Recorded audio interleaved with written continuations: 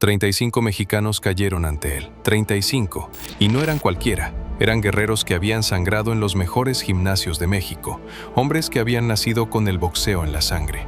Pero Junior Jones los derrotó a todos, uno por uno, sin piedad, sin contemplaciones, y después de cada victoria, cargaba su bandera y la bandera mexicana, como diciendo, yo domino en ambos países. Había derrotado 2 veces a Marco Antonio Barrera, 2 veces, al mismo hombre que muchos consideraban el mejor supergallo del mundo. Nadie lo había parado, nadie. Pero nadie le había presentado todavía al Diablo de Tijuana. Para entender lo que pasó esa noche del 12 de septiembre de 1998, hay que entender quién era Junior Jones. Jones no era un boxeador más, era una máquina construida en Nueva York, rápido como una bala, inteligente en el ring, tenía el físico, tenía la técnica y tenía el historial. Un récord que hacía temblar a cualquier manager antes de firmar el contrato, 35 victorias consecutivas contra mexicanos, sin una sola derrota. Entre sus víctimas estaba Marco Antonio Barrera, no una sino 2 veces. Barrera, el mismo hombre que años después protagonizaría una de las trilogías más épicas de la historia del boxeo. Y Jones lo había doblegado, 2 veces. El apodo que cargaba era una sentencia, el Matamexicanos. Parecía que ese apodo estaba a punto de quedar tatuado para siempre en los libros de historia del boxeo mexicano. Pero había un detalle que Jones no había calculado. Esta vez cruzaba la frontera. Esta vez peleaba en Tijuana. Esta vez enfrentaba a un muchacho de 21 años, nacido en la zona norte de esa misma ciudad. Un peleador que desde los 5 años había aprendido que el boxeo no es solo golpear fuerte, es resistir, es sufrir, es quedarse de pie cuando todo tu cuerpo pide que te rindas. Erik Morales llevaba 22 victorias como profesional. Poseía el cinturón supergallo del Consejo Mundial de Boxeo, pero eso era lo de menos. Lo que Morales tenía era algo que no aparece en ninguna estadística, un corazón de guerrero, y la certeza de que él no iba a ser el número 36. El honor de 35 compañeros caídos pesaba sobre sus hombros esa noche, y Morales lo sabía. La Plaza de Toros de Tijuana rugía.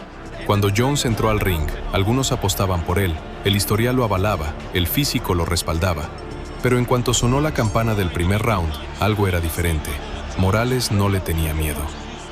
He stopped the old guy that he took the Daniel Zaragoza. Yeah, he stopped Zaragoza with body shots, so he showed that he could punch.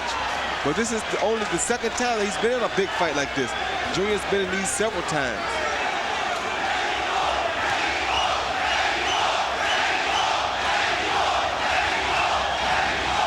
Every element of crowd noise you hear, the chants, the cheers, the spontaneous eruptions, will all be for El Terrible Erik Morales. First 50 seconds of the fight.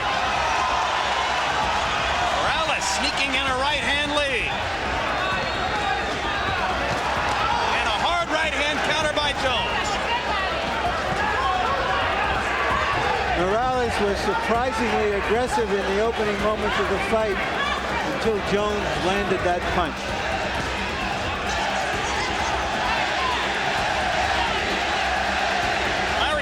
Interesting point yesterday after we met with Morales. You said that he looks to you like a fighter who struggles to make weight. Elaborate. Well, he's so gaunt. But on the other hand, when you're 22 years old, you can get away with such things as making weight. As you get easy for him either. Junior missing with a right hand. Left hand lands for Morales.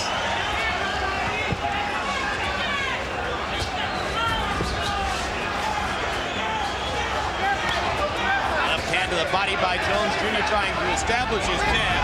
Morales staying at a distance and making Junior stretch that jab out early on. But Junior can't wait for Morales because Junior is not the waiting type fighter. The guy who pushes the issue is going to have the advantage here. And Morales sets up Roy Jones. Look at where he holds his left hand. Junior got an opening for a right hand here. No, it's not quite low enough for that, but what Junior is doing is Junior is countering Morales' straight right hand with his own straight right. He's caught Morales twice with that punch. Both times it may have stunned Morales a little bit.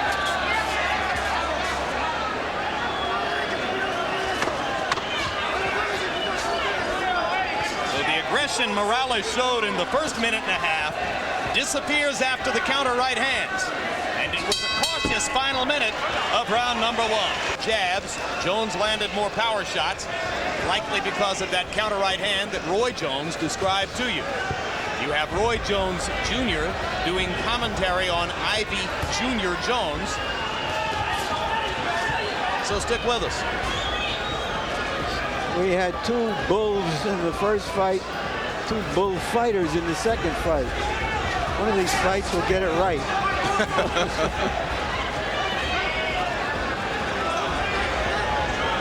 One thing I think is bad here is that I don't think this is the pace that Erik Morales really wants to fight Junior at. Junior has the most experience, and I think this is his pace of fighting. Good right hand that Morales took.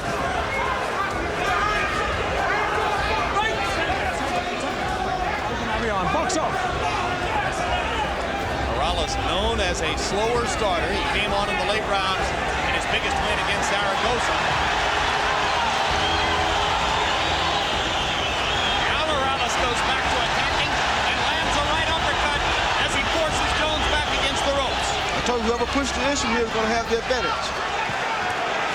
What Morales wants to do is to try to test Jones's endurance, which he has had a problem with from time to time in the past by pressing him early. I think Jones caught referee Larry O'Connell in the midsection as O'Connell was trying to break him up, and O'Connell took the punch pretty well.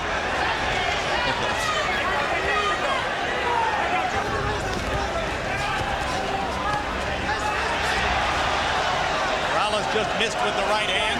Jones tapped him with the counter left.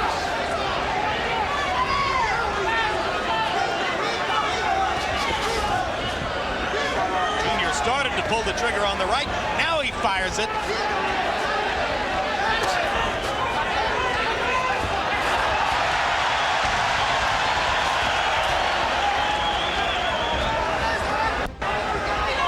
Kind of looks like both men think they can counter Roy, and they're waiting for each other to attack. They are. That's why I said whoever takes the lead has the advantage in this fight. Now Erik has a mouse on his right, under his left eye. Yeah. There's another right hand for Jones, right under the left eye of Erik Morales. Red, it's not flowing with blood yet, but it may open up. Slippage, and once again, that's the slippery corner. That's the one where you saw Rios slip several times in the first fight.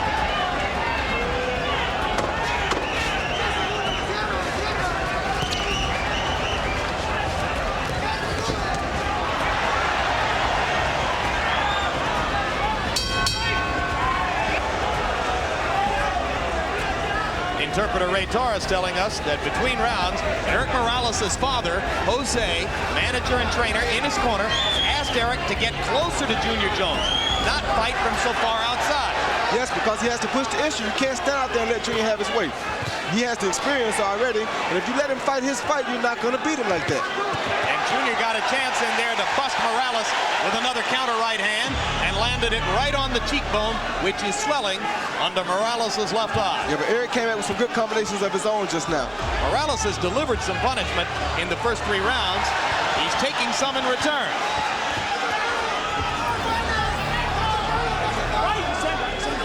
Don't pull down. Right, box on.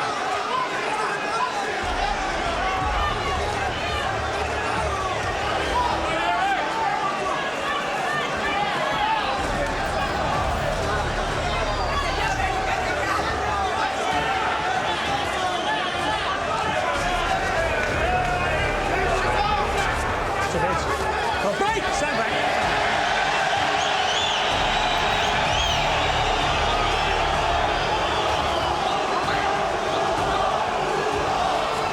Erik is moving around to his right, moving away from Junior's power punch, which is Junior's right hand. That's why Junior's not throwing it as much this round. He can set it up with the left. Oh, hard right to the body by Jones. A beautiful body shot. Morales folded into the ropes by that right hand shot right in the middle of the belly. I think he may be trying to let Junior punch himself out a little bit, though. Break! Stand back, stand back. I'm under a similar impression that he feels he's a little stronger and in better condition.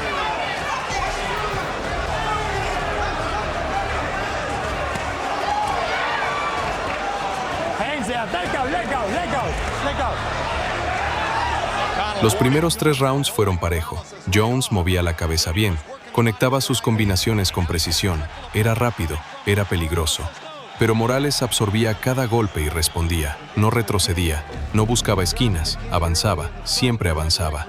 Round a round, Morales fue encontrando el patrón de Jones, sus movimientos, sus ángulos, su punto débil, la barbilla, y cuando lo encontró, no lo soltó.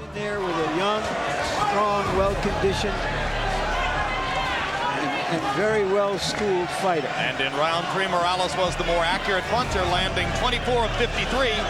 According to CompuBox numbers, Jones 14 of 54.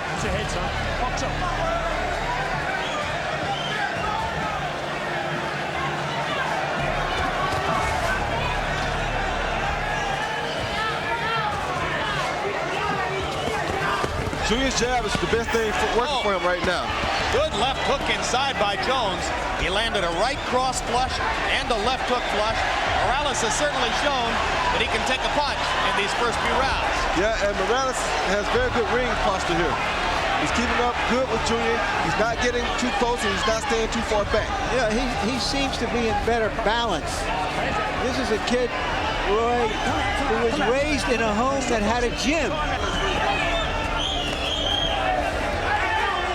Take it out. Take it. The other thing that helps him is he doesn't overcommit to his punches. That's one of the things Evander Holyfield was trying to get Junior Jones to respond to. Holyfield telling Jones, if you don't overcommit to your jab, you'll be in a better position to knock a man out with the right hand.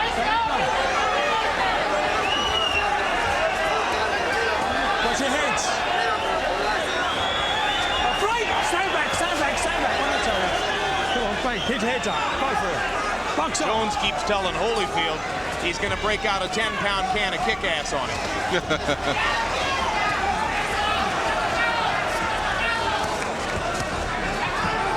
Cuarto round. La plaza entera contiene la respiración.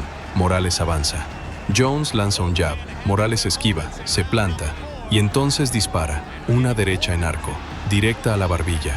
Jones tambalea. La multitud explota.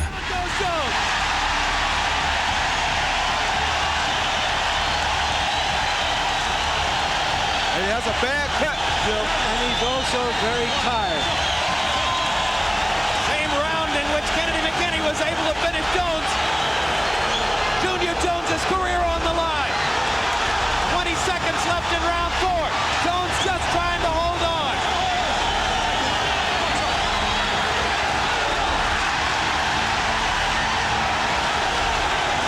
Morales no espera, lanza la segunda, otro derechazo, igual de preciso, igual de devastador.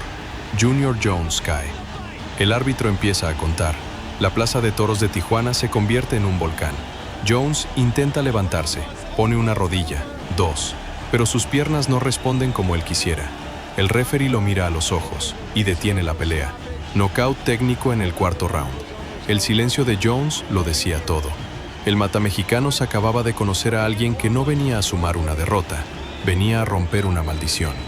35 guerreros mexicanos fueron vengados esa noche en Tijuana, y Erik, el terrible Morales, se consolidó como una leyenda, no solo del boxeo mexicano, del boxeo mundial. Historias como estas son las que hacen grande al boxeo. Peleas donde no solo se defiende un cinturón, se defiende un nombre, un país, una generación entera de guerreros que dieron todo antes que tú. Si querés seguir viviendo estas historias, ya sabes qué hacer. Suscríbete, activa la campanita, porque la próxima historia que contemos puede ser la que estabas esperando desde siempre.